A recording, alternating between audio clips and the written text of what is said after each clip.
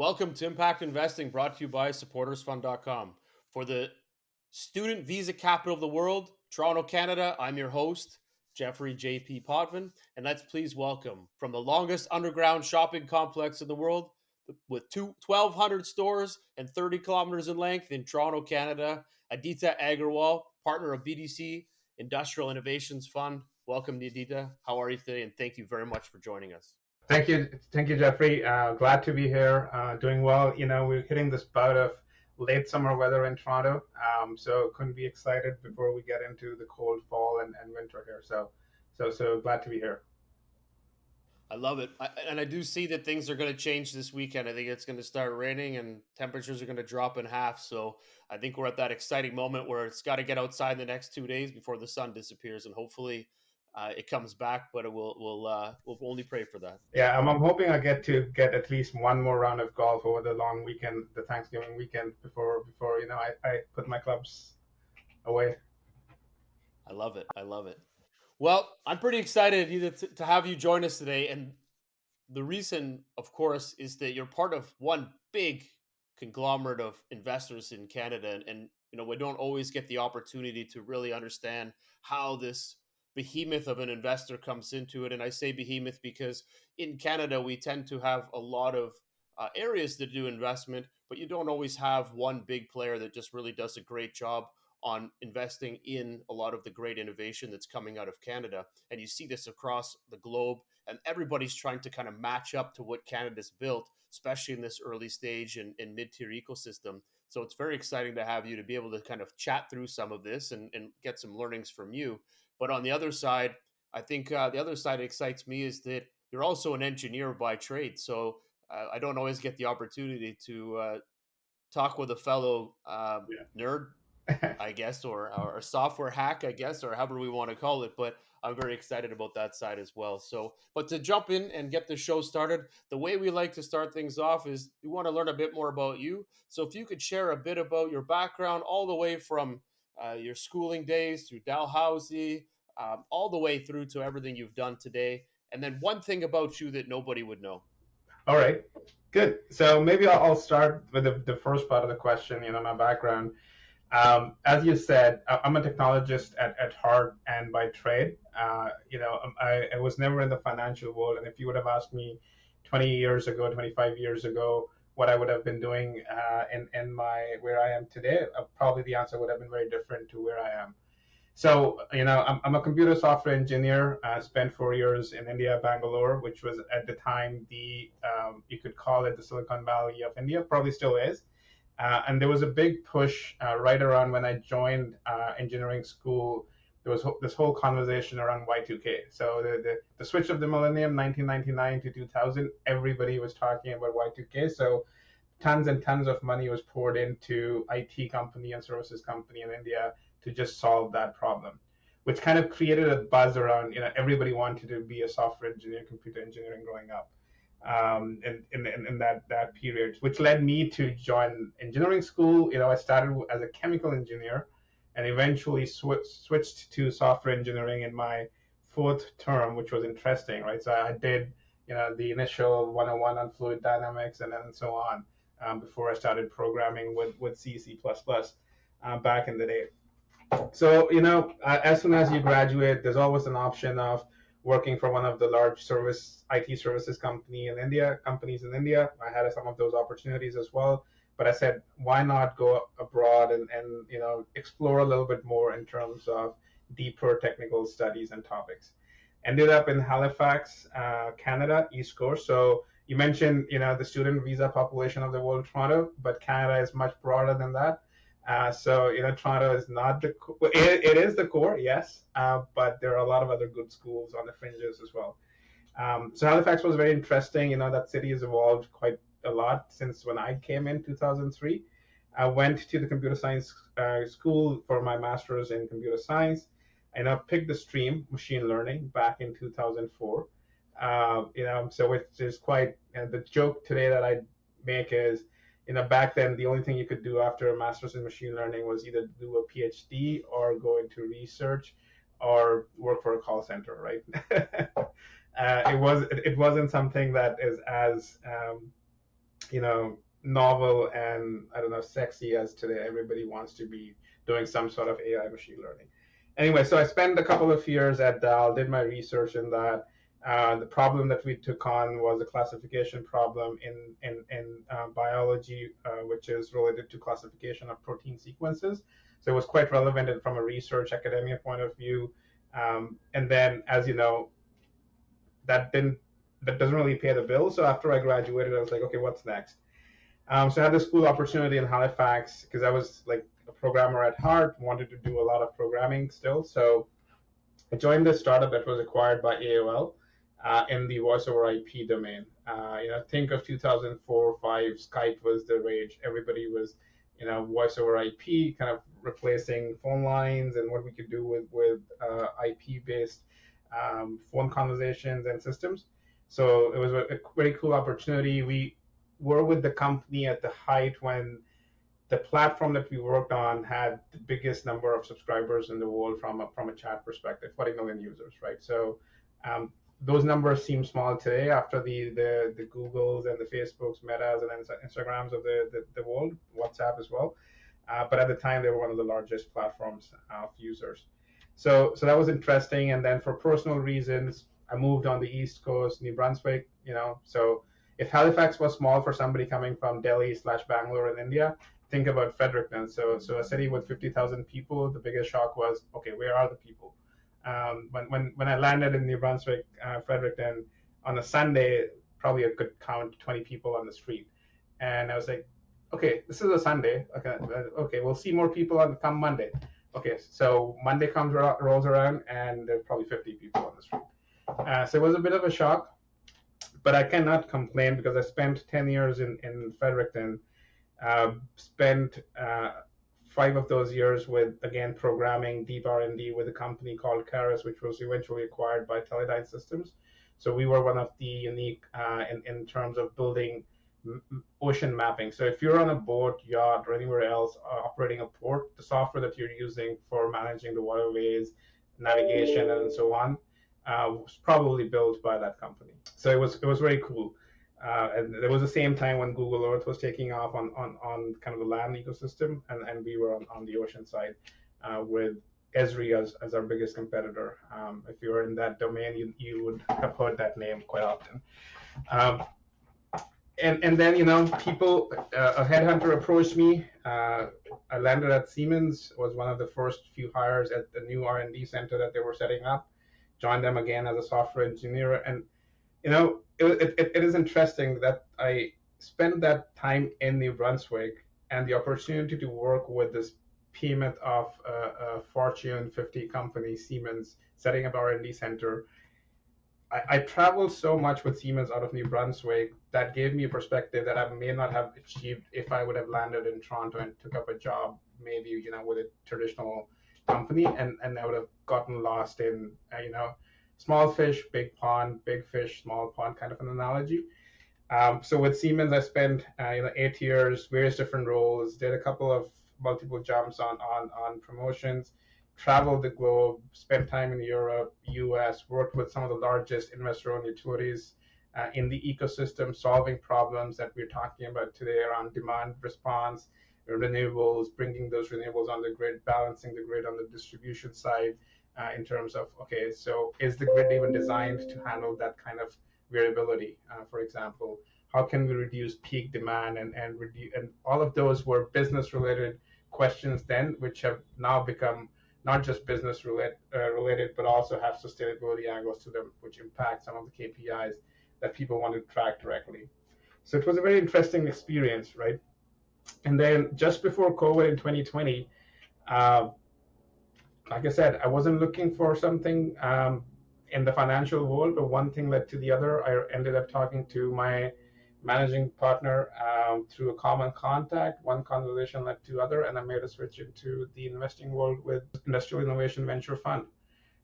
The key there was I spent about 4 years at Siemens, and 3 of those were reading P&Ls in industrial ecosystems, power utilities, oil and gas, advanced manufacturing. So I had that operational experience, keeping the fact that I was still a technologist at heart, Making sense of not just code but also numbers was a plus.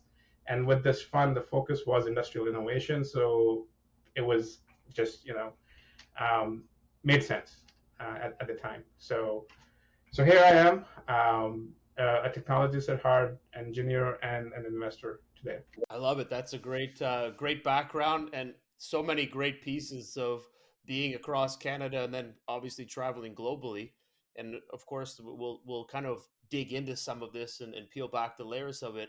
But before we do, one thing about you that nobody would know. Well, a few people would know that are close to me, but it is that I was a very avid cricketer. I couldn't break it into professional sport, but instead I ended up being on the board of Cricket Canada, which is the national sports governing body, for a few years. So that was interesting. So I don't share that a lot, but a few people know about them. Yes. Yeah. Oh, that's very cool. Very exciting. All right, so now we're going to kind of peel back and talk a little bit about all these great things and kind of what built the career and what got you today where you are. And maybe one of the things that I want to jump into is that when you were working through this Y2K piece, there was a lot of urgency that was put on this. And I think we all kind of got to the state where at the time I had just recently started in IT at Loblaws. And I remember that it was all hands on deck, not 2 years in advance. It was like, this is happening in 8 months. And what do we do? And what's going to happen? And how does this thing work? And so it's quite fascinating the changes that were going to occur because of this. And there was some planning, of course, in the software side, but maybe you can share a little bit about what that urgency and governance side of it went through when you guys were building out this product. Because I think today there's a lot more emphasis being put on securities, governance, and how you manage these types of big overhauls that are going to happen inside of systems. Is there something there that you can share that will give people an idea, especially in the early stage side, that this is Yeah. something that will continue to happen across networks all over the world? Yeah, no, that's interesting, but I would put a qualifier there as that led me to do computer sciences. I wasn't involved in one of the product builds, but I was surrounded with people who were directly involved as I was doing my undergrad at the time. And some of their experience were around, it was all hands on deck, right? 5 months, the clock is ticking. There's only 5 months left. We need to fix all of these systems in terms of making sure that this issue is resolved. So I don't know the details on governance, but what the learnings that came out of it is what I got acquainted with, and we were taught about it in school, which plays into today's systems as well. Is some of the aspects of design should not be an afterthought. It should always be done as a precursor. For example, cybersecurity. I would still argue that in most jurisdictions and ecosystems, it still is an afterthought. Up until a couple of years ago, you didn't even have a position like a CISO, the Chief Information Security Officer. It did not even exist. And if it did exist, that person would report into CIO, right? But security is not just a function of IT. A marketing team can go build a marketing database that could get hacked and leak sensitive customer information. But if the CISO is reporting to the CIO, they would not have visibility into something like that. So the industry is evolving. Today, CISOs usually go report directly to CEO so that they have a full visibility. That's one aspect, right? So governance and design thinking should always be at the forefront of when you're building software systems, specifically large enterprise-wide systems. As a startup, sometimes we lose focus of those aspects, but I think that's where experience and people are being cognizant of the fact that you cannot just build for scale and business continuity. You need to be able to build for robustness as well as other aspects of design. Totally agree with that. And I think to your point where they had to shift around. Hopefully, I answered that question and touched on some of the key points that we were looking for. For sure, exactly. I think there's also an interesting piece there that you talk about, which is the shifting from putting the CISO in place for one, and then who they report to. And today, when we've invested in a few different companies that fit in the quantum security space and other areas, it does seem to be an area that is really highly influenced today, which is this banner of security. and how you manage that across borders. Correct. So I think what's coming out of this in the future, and of course, as software starts to build out, and from your engineering side of things, are you seeing a lot more companies really starting to put more emphasis on the security side and protecting their user data, or are you finding that more companies are trying to segment this piece out and not even touch it? So they're allowing for other entities to own their customer data because of the fear of a hack or this information being breached. Yeah, I think that's a very good point. The way I would qualify the industry has evolved it is the the adoption of cloud computing, right? Back in the day, you would basically own the full stack as a data center. You would have racks of servers after servers that were within a physical location that you operated. But cloud computing, I think a lot of people don't get understand, especially in the domains that we invest in the industrial sector, just offers some of these features out of the box. So if you're a startup building on top of some of these infrastructure providers and using some of their services, you're covered, right? And I think that's where things are getting better. So people are still using bespoke systems and some servers that are located locally or using access-based databases running on PCs and so on.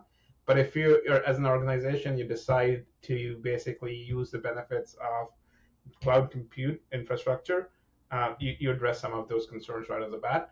And as you are, if you're part of a critical infrastructure industry, SOC 2 compliance, ISO 27001 are key certifications that you ought to have, even if you're a seed or a Series A company, right? You can't delay those for later stages. Agreed.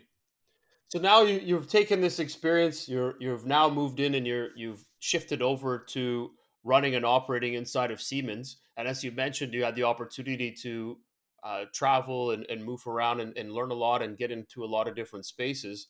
Is there in this, was it acting more as a consultancy? So do you find that you were able to work on many different projects on all different sides of that? And what was the type of experience you gained from that? It's very interesting. It wasn't just one kind of role. It had various different aspects to it.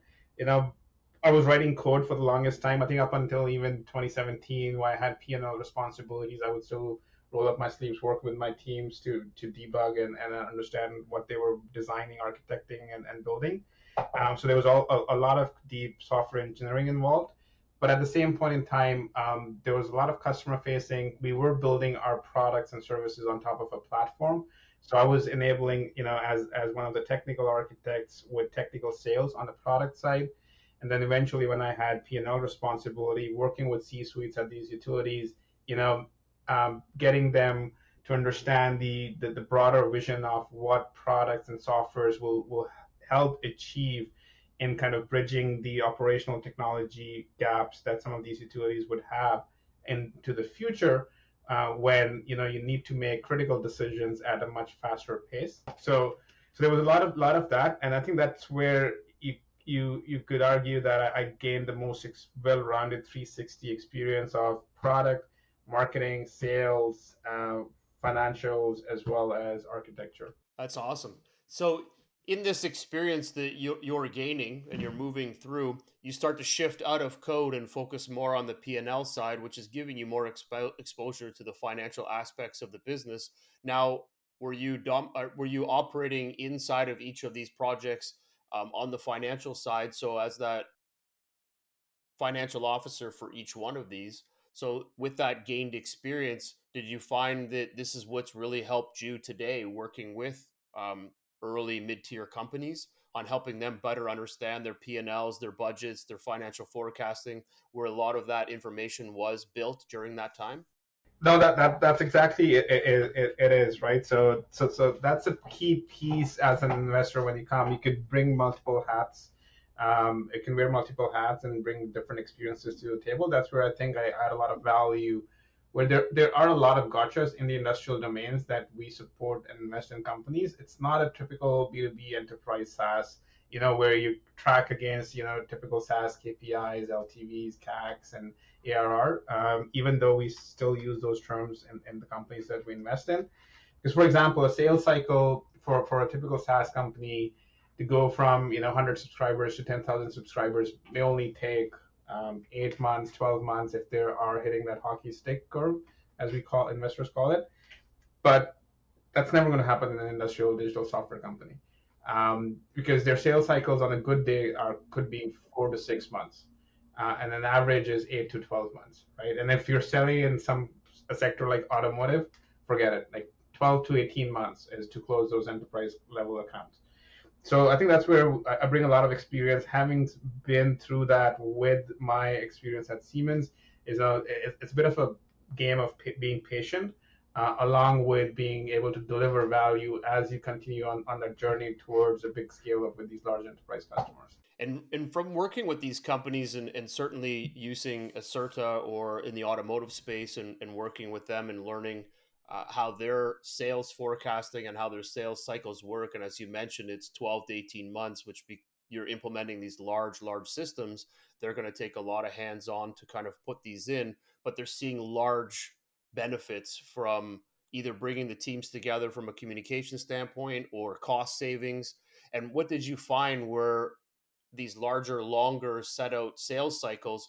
What were the maybe 1, 3 points of what was really the value add that your customer felt that they needed to start testing this? Because when you get on something that takes 18 months to implement, you kind of lose wind to why am I doing this? Is there really enough upside value? We have our own systems. Is there some learnings that you gained from that to say, you know what, a lot of businesses will push back, but here's some learnings on how to get them more convinced, because 18-month sales cycle isn't exactly slow or fast, and it doesn't exactly bring you a lot of investors that are intrigued by this long duration of sales cycle.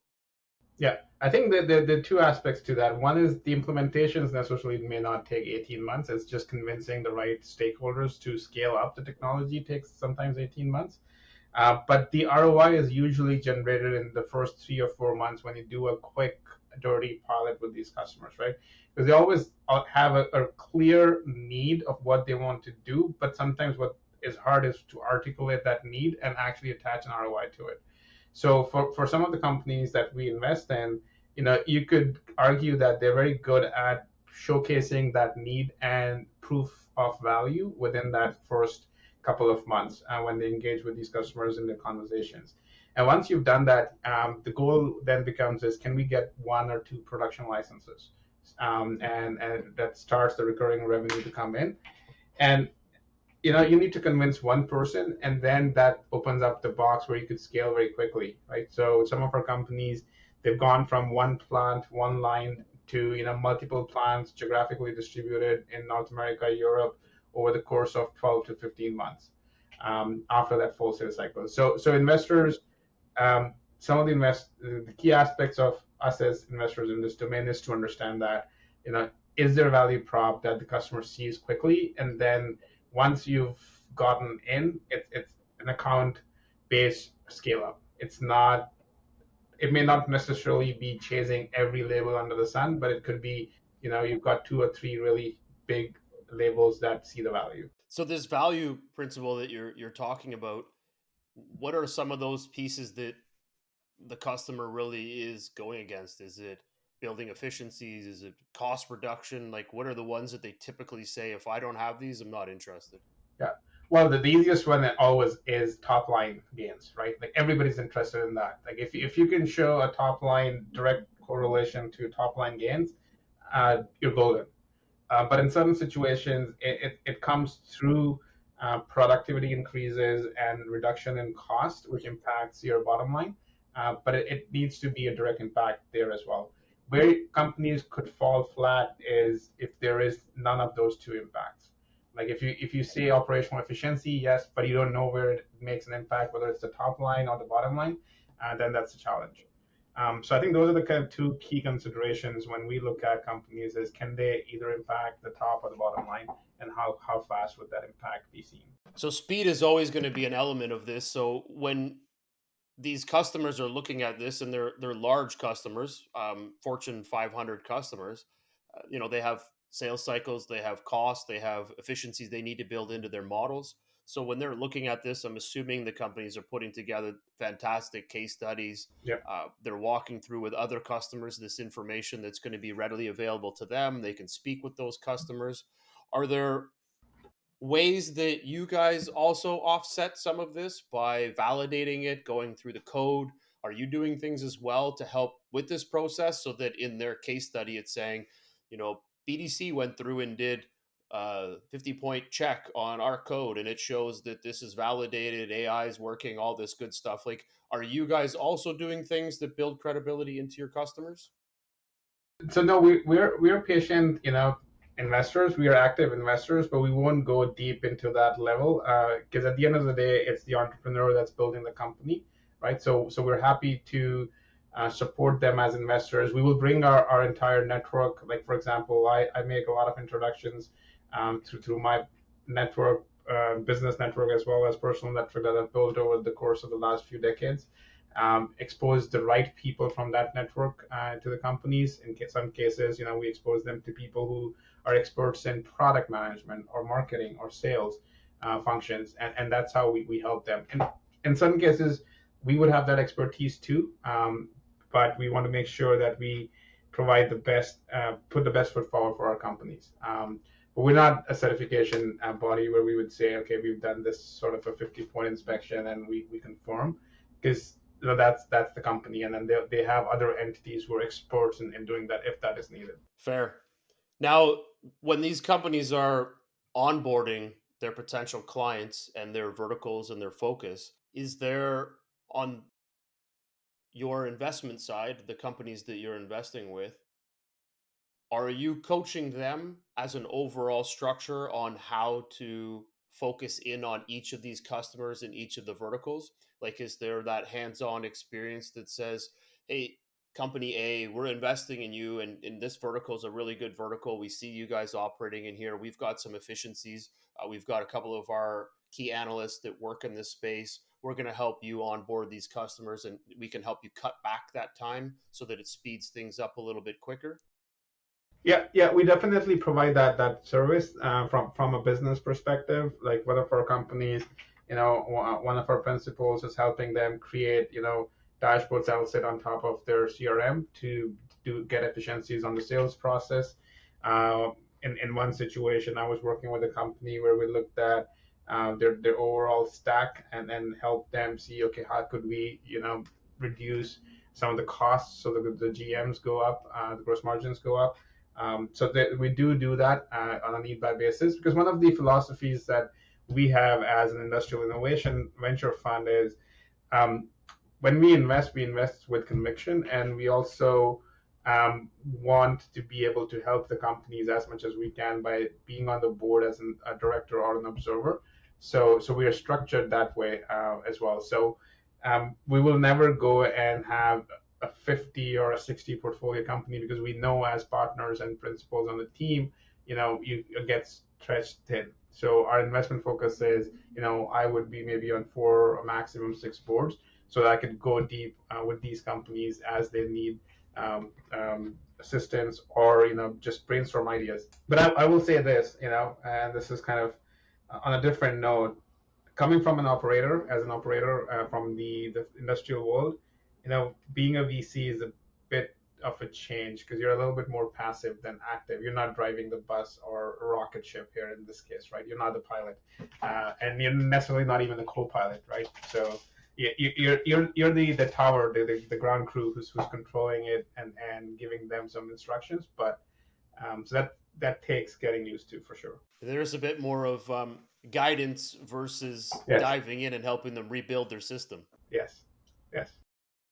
You mentioned that you get the opportunity to jump on boards, and I've seen that you're on a few different boards, and one of them in particular, which is Acerta, and they just not too long ago raised a Series B round of investment.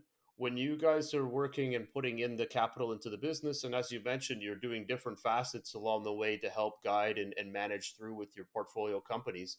When you choose to go onto a board, specifically into a software innovative company that is scaling, when you're inside of that, do you find that having that board seat is really allowing not just you but your entire team a better view into being able to help solve other problems that you may not have even imagined were going on inside the business?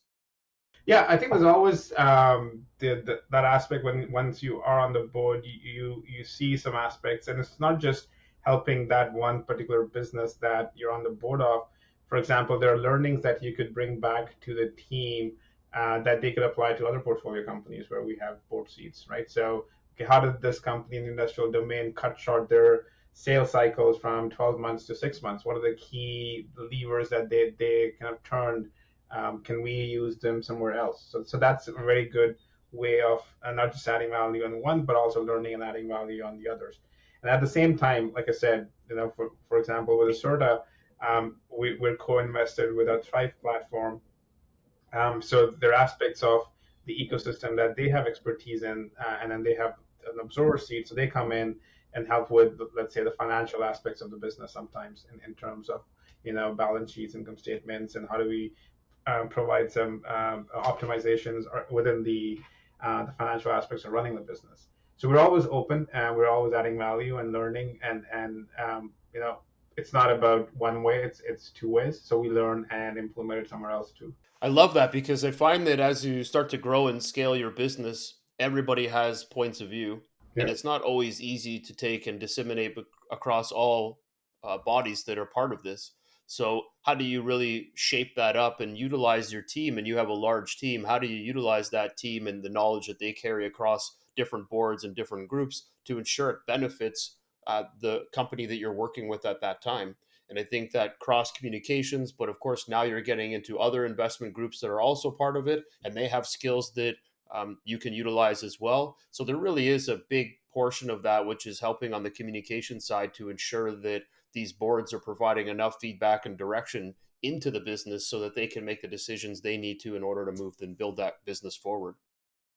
Yeah, exactly. And all of that's going to come at a time and an expense. And because your team is dedicated to do this, I think that's certainly a great learning for your team, but also for the company you're investing in. Now, when you look at these portfolio businesses and that you're on boards and that you're structuring them, is there anything that you would say to a founder? What's the right time, or what has been the right time for those founders to start putting together stronger boards or making the changes that they require? Have you found over the last few years that you've been operating inside of this investment group where you say this is the perfect time, Series A, you've got to have at least 5 people, pull some domain experts. This is where we got to start scaling your business. Well, that's always the case, right? So how we complement the organization.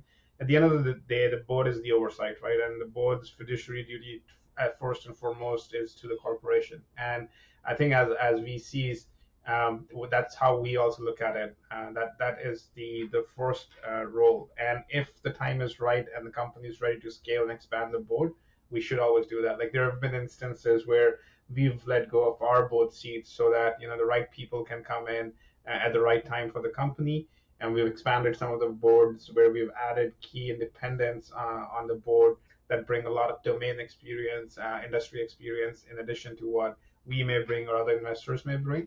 So we're always open, and we're always mindful of what is the best for the company, right? As board operators, that's our first and foremost a way of handling those situations. I love it. And because you're coming in at, I would say, more mid to later stage investing in the Series A, B, and C, have you found that when you are coming in at these pinnacle moments of where they're going to start scaling and the capital that you're bringing in, are you finding that the companies are more mature at that stage? Are you finding that there's any anomalies that you're looking for? Or does it all seem relatively close? It fits your thesis. They come in, you make an investment, and move forward. Or do you find that you're looking for these slight anomalies in the process because you've been doing this for so long that you're like, no, make sure the company has this, this, and this, and then you guys will be a great qualifier to invest? No, and I think that's a great question and kind of how we qualify investments. I think that is a function of our domain focus as well. And not a lot of investors are as domain focused as us. You'll find a lot of generalists. And the few things that we pick up as domain specific investors, right? Because 60% of our portfolio has some sort of a hardware element. This is an example that I'll give you. And one of the key things that we always look at is if it's a novel hardware product or a sensor or a device, what is the most critical component, or what are the three most critical components, and are they being sole sourced, for example? And if they are being sole sourced, who's the supplier? What is the capability of the supplier? Can the supplier scale? And as the company scales, right? And over the years, we've built this experience that you can't ignore this piece. You can't just focus on the software side and say, okay, hardware will just work out of the box. What happens if that critical supplier runs out of money? What happens if they can't source a key component that is needed to build that component so this company can use, right? That's a good example of where we always go to the depth of both hardware and software and understand not just what the design is, but also understand the supply chains that are required to build those systems before we invest, as an example. And that's a huge factor. And I guess sometimes you're not always thinking that I'm investing in company A, but I got to make sure company B, C, and D can also support company A if they're scaling with the amount of money that we're throwing in this with the rest of the investors. If those other three businesses can't qualify and scale at the same time, you're going to be in a pickle because you're going to grow faster than your suppliers can maintain the volume to get you the product out to your customers. Exactly, right. So sometimes that's I think that's maybe where the decision comes in, is do we bring something like that in-house, raise more capital, and versus keep it outside of the company. But those decisions you make as the business scales and how things are, right? And if you found we I was with a podcast yesterday, and one of the individuals that when he was investing, he actually was investing in the companies that were supporting his primary company. And they were doing that because they wanted to make sure that those other companies weren't offsetting and affecting the primary investment. Yeah. So I find that fascinating. And these gentlemen, they're actually building an underground tunnel. Yes. From Helsinki to Tannen. Okay. So it's a 103 kilometers underground tunnel. And they had said, look, we're building this project. We're in year 6. We know we've got at least, another 6 to 8 years before it's fully built. It's going to connect to airports and everything else. It's pretty amazing, to be honest. And once they put this together, they're investing in the companies that are investing in their primary company, which is the one that's putting this entire $15 billion project together. And they're investing in all of the different startup companies that they see are going to be able to support what they're doing to make sure that those companies are growing and scaling at the same time that they are. Because if they don't, they won't have the support in the next 5 years once that train is now operational, once they finish burrowing those tunnels. That's very interesting, right? So for us, I mean, if that company fits our investment thesis and is in Canada and are building something cool, we'll always look at them, or maybe some of our sister funds could look at them. So yeah, that always is an opportunity. I love it. Is there any advice that you would give around on the board side, things that you would want to help CEOs today think about for the future when they are putting that board together? Is there something around governance or anything that you feel is, again, sometimes it's a miss or it's just overread because they're not paying attention to it? Are there certain facets of how a meeting should be run versus how it shouldn't? Are there things that you've picked up on that you really like and say, I think every single board meeting should do X, Yeah. or whatever those things are? Maybe you could share a little bit about that. That's a great question, right? And as I got more board experience, for spending time on some of these boards, there's definitely a few things that stand out. So if I were to pick the top 2, the first one I would say is board meetings should be efficient and quick. They should not be a 3, 4, 5 hour strategy session. Hour and a half to 2 hours that touch on key KPIs of the business, top line, bottom line, revenues, key customers, key deliverables, implementations, and then key risks across the next few years, along with a comparison against the 3-year operating plan. I think that's what a board meeting should be. Quick, concise, precise, and done. And I think the second part I would say is being a board member, as an entrepreneur, if you're looking to see who you should bring on the board, I would say don't think of it as, you're bringing somebody who's going to be working with you 24/7. I think the board's responsibility should be that they're there to offer solutions to problems that may or may not exist, right? And they can help see problems that you would probably experience in the future. but the sentiment from the board or the member who's coming on board should always be that the entrepreneurs know better than the board members themselves of what they're trying to do and build and solve. Because you're investing in the company because you believe in the company, right? So you need to be able to believe in the entrepreneur as well, and let them know where you could help and be better and better focused, right? So that's what you would want in a board member. You don't want somebody coming with a stick and say, okay, I've got this experience. I know this is the only way to do it. It is my way or highway. You don't want a board member like that. That's just my experience. Wholeheartedly agree with that. I support that, and I do agree that you don't want it to be weighted one way because somebody dominates the room because of the amount of money they brought in or the experience they think they carry. It really comes down to your earlier point, which is you're there for guidance. You're there for feeding information, helping resolve concerns, but at the end of the day, you're supporting the entrepreneur while backing and taking care of all of the investors that line up behind you. Yep. I love it. That's all very, very insightful and great knowledge that you've shared. We're going to kind of shift now into uh, our next module. And but before we do, I'm going to just jump into one question. And the first question before we get into this 60-second rant, what's the toughest lesson you've learned to date as an investor? I think the toughest lesson was initially when I started in this world was um, being able to say no, right? Sometimes it's hard to say no. You're excited about the technology, but something else is not right, or you're excited about the business, but something else is not right.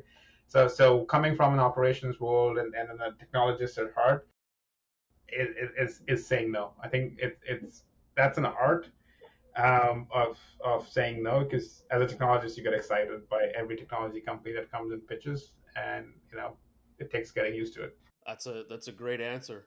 It is there also the ability when hearing no to ask questions to learn what the no is, and do you think that that's valuable for the entrepreneur to do? Yeah, I think that's valuable for the entrepreneur to do for sure, but I think that where sometimes that falls flat is VCs are not open in sharing why they said no. But I think as if you want to help the entrepreneur and get value even from that no, it's always good to get them at least not just a bird's eye view, but a little bit more details of why you're saying no. That will help them go a long way. Yeah. Agreed. Do you have a case study that you could share on what it takes to be a founder? Like, of all the companies you've seen, maybe you thought one that was great, they got away and they took off and did a great job of building their business, or just some of that, what the grit or what it may take to be a founder. Any case study that pops into your mind that really emphasizes what it takes instead of the glorified, I build a company, sell it for $1 billion. Is there, what it takes? Have you seen a lot of that? Well, so I haven't seen a lot of that because I've only spent 4 years in the domain, so I would have read a few articles and so on. But there are some companies, that you could potentially see in our domains that have gone through that cycle. Um, there's a company that recently got acquired, well, not recently, a few years ago got acquired at the height of COVID by Autodesk. It's called Upchain, so I would recommend people, reading up on that and the story of the founder there. I know him well. He was actually at Siemens at a point in the industrial domain, selling software into the industrial ecosystem, decided to build his own company, had the same, you know, experiences and challenges scaling that business initially, but, through grit, went through that ecosystem and built it. And you're not talking about a young entrepreneur here, right? You're talking about somebody who's seasoned, who's spent 20 plus years in the ecosystem. So to do that at that point in time in your life is actually very interesting as well. Agreed. And they're now saying that that's where you get the best entrepreneurs, or those seasoned ones, where most are coming in and they're between their 40s and 60s because they've got they haven't proven why yet, but they're saying that they've just have that domain experience, which just allows them to maybe navigate a little bit easier than someone coming fresh out of school, I guess.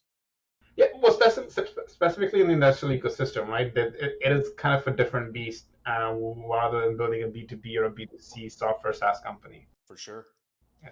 Okay, we're going to go into the 60-second rant. So the way this works is we have 60 seconds. I'll show my hand when there's 5 seconds left. And the idea behind it is that you got 60 seconds to rant about anything that you think is rantable. And then I will throw something back at you and then you'll close it off. Okay, are we ranting about stuff in the venture capital domain? Are we ranting about personal stuff? I want to be careful here. You can rant about anything you like, and we're going to use this as a way to drive people to come in to take a look at the podcast. So 60 seconds on whatever you think is phenomenal that we want to talk to. Okay. All right, tell me when. All right, go.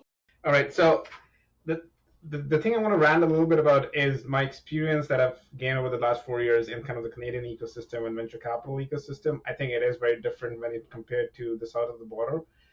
So the rant is, I think we as investors in Canada, not just our organization, which we do a great job at, but others, we need to be a little bit more bold, make bolder bets, and be able to support our companies to scale globally. I think you hear a lot about Canadian entrepreneurs going south of the border, raising these big checks and big rounds, and it's kind of become a culture or a way to do rounds, especially over the last 3-4 years. They just see value being added, but I think there's a lot more value to be added with the investors that are in Canada, and I think where that needs to shift is investors need to get a little bit bolder and being able to support these companies on their bold visions of making global leaders. I love it. That is a perfect rant. So I'm going to counter by saying, well, Canada is kind of a small country. We're happy being here. We're the tree hugging capital of the world.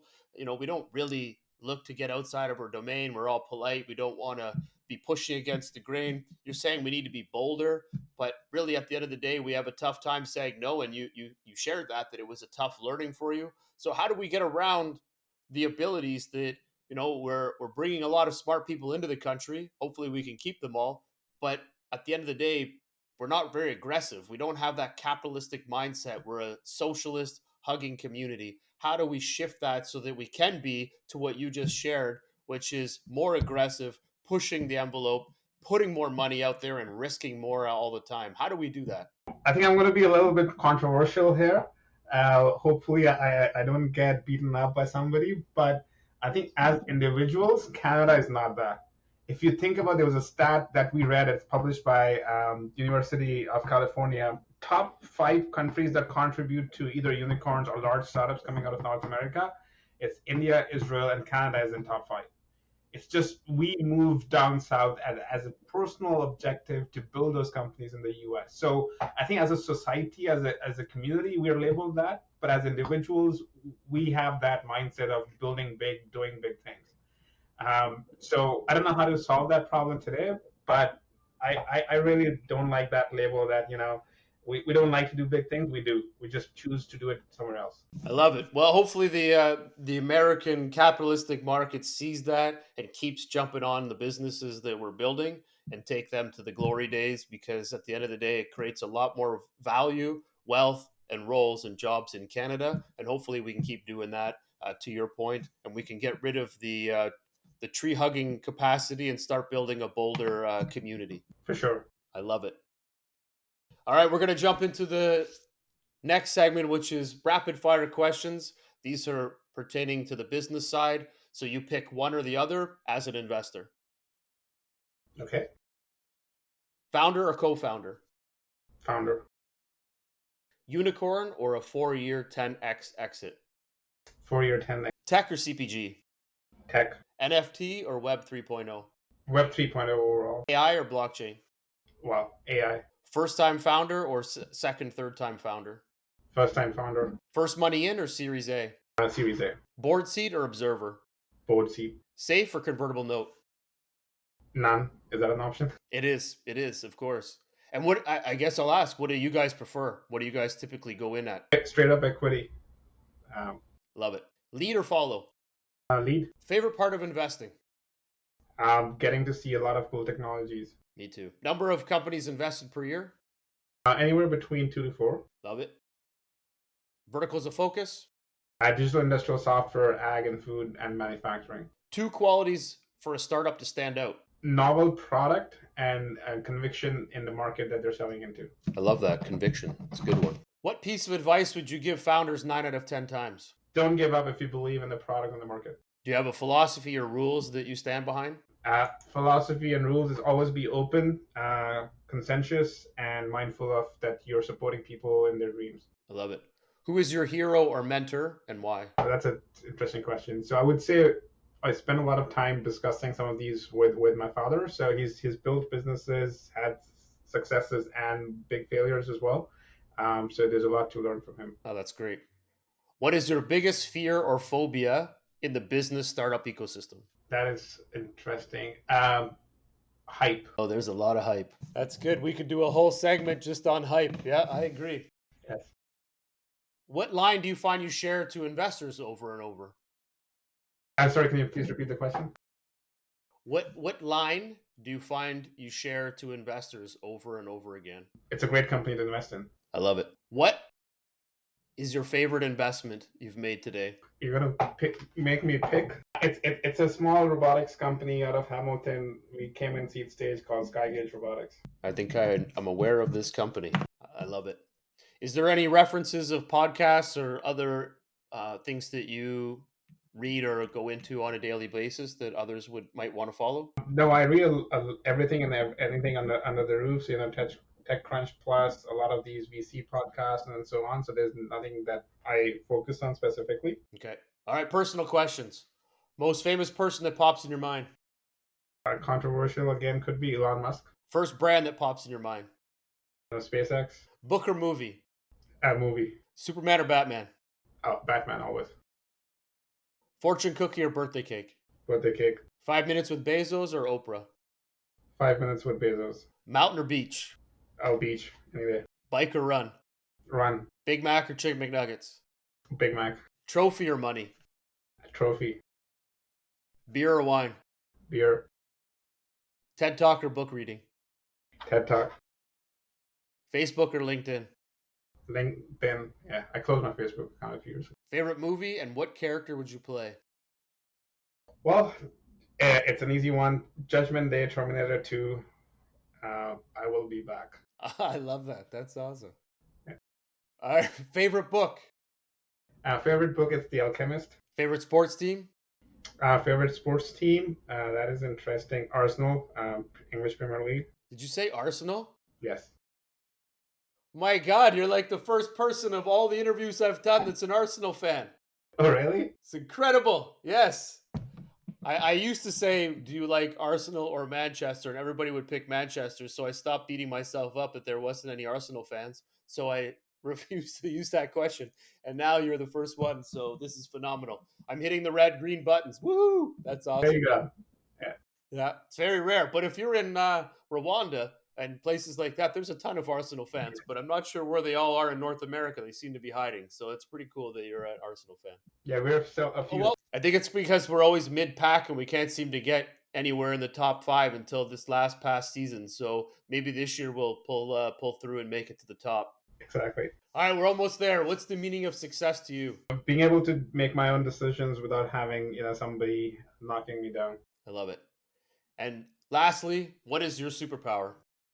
My superpower is also my Achilles heel, being too analytical. Well, I've never had anybody be over analytical when it comes to investing or understanding the data side of any business. So I think that's a huge skill set. And because you're an Arsenal fan, it really ties it all together. So Aditya, I want to say thank you very much for joining us today. It's been a pleasure. You're a rock star, and I'm glad that we got the opportunity to dive in and learn more about your background and all the great things that you've been working on and going to be working on. And the way we like to end our show is we want to give you the last word. So anything that you can share to the startup community, to investors, I turn it over to you. Please also share how they can get a hold of you. But again, thank you very much for being on the show and sharing all this great insight. Thank you for having me, Jeffrey. Kind of last closing lines, it's always hard and very tough to be an entrepreneur. I've never been in those shoes directly. Indirectly, yes, but never give up. And I think Canada is a great ecosystem, specifically if you're building software in the industrial ecosystem with the breadbasket of the world. We used to be in the top 5 in the manufacturing space and still are doing a lot of manufacturing as well. And just from an ecosystem perspective, you're able to scale companies out of Canada and still function globally. So don't be afraid of setting up and your startup here in Canada, and there'll be funds like ours or other ecosystem partners that are ready to support. So looking forward to engaging with whoever you are soon and go from there. I love it. Thank you very much again for all your time. Thanks, Jeff. Have a good day. You as well. Bye. Perfect. So I think some of the great things that Aditya shared was, I think, probably the best ones that really kind of encompass all of it is that when going in at a later stage in that Series A and above, when you're getting to that position of scaling, is that putting boards together and being part of those boards are great at helping maneuver through problems, manage through concerns that may come up, utilizing all of the people on the board, utilizing all the people in his team, and of course, other investment groups to come up with the best ways to get that information readily available for the founder, and believe in the founder. The founder really is the driving force behind that business. And I think they really emphasize that as well. And then, of course, understanding the numbers and putting together the whole concept behind, what really is going to drive home that business and make it successful. And when you're investing in one company, you're investing in all of their providers. So ensuring that when you are investing in the main primary company, that if you start scaling that business, that the other partners are able to scale at the same time. That is crucial information that you need to look into as from an investor standpoint, but even as a founder, that when you start to scale your business, that you've got to have other businesses that are capable of scaling at the same time with you, especially when it gets into heavy product. But all great information and insights. The last one I'll say is the active saying no, which I think was a tough one for everybody, but being able to get that information of why you're saying no back to the founder, I think is also just as crucial. They can learn a lot from that insight and that information. So fantastic feedback. And again, Aditya, thank you very much for joining us. If you have enjoyed this conversation, please feel free to share with your friends, subscribe to our YouTube channel, and or please follow us on Spotify, Google, and or Apple. Feel free to share an audio or video clip around our show, and we may include it in one of our future podcasts. You can also find us on social platforms, including LinkedIn at Supporters Fund. Your support and comments are truly appreciated. Please visit us at supportersfund.com and or startup events at openpeoplenetwork.com. Thank you and have a fantastic day.